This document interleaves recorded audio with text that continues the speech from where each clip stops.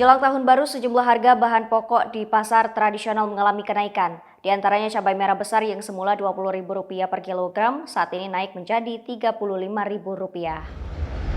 Kemudian cabai merah setan yang semula Rp40.000 per kilogram saat ini naik menjadi Rp60.000.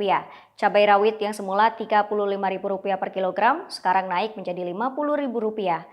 Tidak hanya harga cabai, namun bawang putih juga mengalami kenaikan yang semula hanya Rp20.000 per kilogram, saat ini menjadi Rp24.000 per kilogram.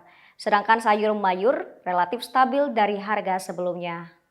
Seorang pedagang sembako di Pasar Cinde, Iwan, 38 tahun, mengatakan bahwa hingga kini harga minyak belum turun, bahkan saat ini semakin mahal. Ia berharap agar bahan pokok segera turun, terutama setelah tahun baru. Informasi yang dihimpun, harga minyak sayur kisaran Rp18.000 hingga Rp22.000 per kilogram. Sementara itu, Rika, 32 tahun, pedagang sayur di kawasan Pasar Sekip, Palembang, mengatakan bahwa kenaikan harga sayur terjadi 4 hari yang lalu. Sri, 29 tahun, yang biasa membeli bahan pokok di Pasar Skip, mengatakan bahwa naiknya harga bahan pokok sedikit membuatnya pusing.